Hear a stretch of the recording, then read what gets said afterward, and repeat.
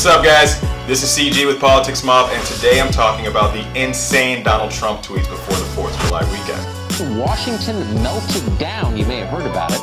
Not because war broke out or the economy collapsed. Worse, the president tweeted something nasty about cable news hosts. On June 29th, Mr. Trump decided to insult Mika Brzezinski and Joe Scarborough via Twitter. If by chance you aren't familiar with Mika and Joe, they're the co-host of a cable news morning show on MSNBC called Morning Joe. I heard poorly rated Morning Joe speaks badly of me, don't watch anymore. Then how come low IQ crazy Mika, along with psycho Joe, came to Mar-a-Lago 3 nights in a row around New Year's Eve and insisted on joining me? She was bleeding badly from a facelift. I said no. The tweets got a lot of negative responses from Democrats and Republicans. Obviously, I don't see that as an appropriate comment. I think, look, what we're trying to do around here is improve the tone and the civility of the debate, and this obviously doesn't help do that. Oh, I'm appalled. This is the President of the United States. You don't do things like that. You don't attack women. We're half of his constituency. I think it's inappropriate. I think it's wrong, and my tweet speaks for itself. Tweets like this are inconsistent with the greatness of the country and the office. The president's tweet was completely inappropriate. The next morning on June 30th, as the outrage continued to pour in from both sides, Mr. Trump decided to continue his attack, tweeting, "Watch low-rated Morning Joe for the first time in a long time. Fake news. He called me to stop the National Enquirer article. I said no.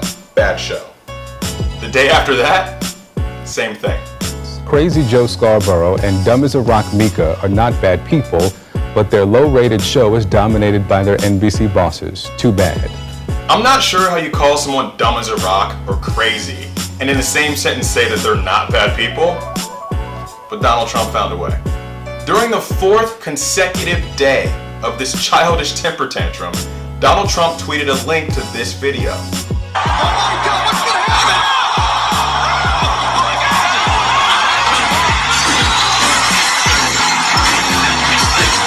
This guy's 71 years old. I'll repeat that for you guys. This guy is 71 years old, and he's the leader of the free world. You know you're in bad shape when people compare you to Richard Nixon, but Richard Nixon wins the comparison. President, my legacy will never ever escape the worst presidential scandal in US American political history, Nixon, responded better to his critics than Donald Trump does. At a press conference on October 26, 1973, Nixon said, "I have never heard or seen such outrageous, vicious, distorted reporting in 27 years of public life." So you see, clearly President Nixon was not a fan of the media either, and he wasn't scared to let his opinion about that be known. However, right after that response to his critics in the media, he also said this, "I am not blaming anybody for that. Perhaps what happened is that what we did brought it about." There is absolutely no way that Donald John Trump, like President Nixon, would acknowledge that maybe, just maybe, some of the criticism is valid based on the actions that he's taken. Unfortunately, we have a child leading this country. So instead of someone with the grace, dignity, and intelligence befitting the office of the President of the United States of America, we're left with this. George W. Bush said the reason the Oval Office is round is there are no corners you can hide in. Well, there's truth to that. There is truth to that. There are certainly no corners. And you look, there's a certain openness, but there's nobody out there. You know, there is an openness, but I've never seen anybody out there, actually, as you could imagine. But what he meant was, it all comes back to you. Sure.